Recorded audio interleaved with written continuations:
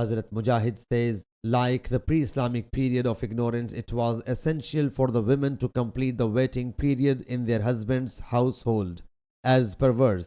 And those of you who die and leave behind wives, then Allah Jalla Jalaluhu issued this command, and those of you who die and leave behind them wives, they should banquet for their women to provide them maintenance for a year without turning them out.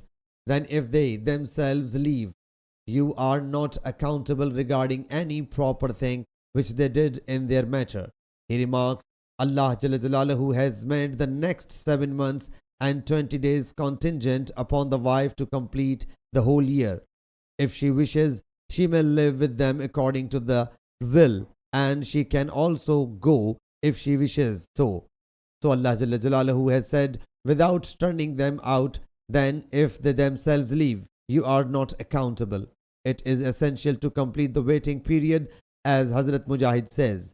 Atta has reported from Hazrat Ibn Abbas radiyallahu anhu to complete the waiting period in a husband's house has been revoked by this verse. So she can complete her waiting period wherever she wills, and same is meant by the saying of Allah Jalla Jalaluhu, without turning them out. Atta bin Abi Riba says, if a woman wishes, she may complete the waiting period in her husband's household and stay there according to her will. And if she wishes, she may leave according to Allah's saying. Then if they themselves leave, you are not accountable regarding any proper thing which they did in their matters. Atta says, thereafter, the command about bequest was issued.